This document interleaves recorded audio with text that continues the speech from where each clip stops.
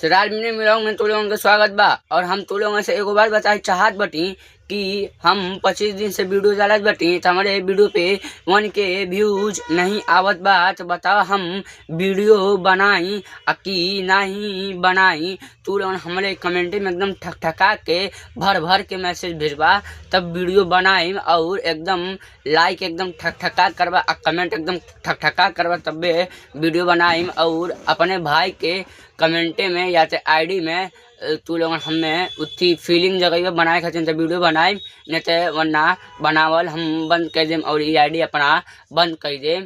तो पहले डालें तो 1 घंटा में 1000 व्यूज आवा, अब डाला चाहिए 4 घंटा 24 घंटा हो जाता तो 200 100 200 खाली 300 400 पे व्यूजवा अटक जाता मजे समी। तो हमारे कमेंटे में एक बार फिर बताना चाहते हैं कि हमारे कमेंटे में एकदम भर भर के कमेंट करवा और अपने भाई के फीलिंग एक्साइटेड जगह बा भाई के प्रमोशन करवा तब हम वीडियो बनाई नहीं तो नहीं बनाई नहीं तो एक ई आईडी वाले बंद कर दे मेरी आईडी के पूरा डिलीट कर देम, डिलीट करके एकदम बंद कर देम।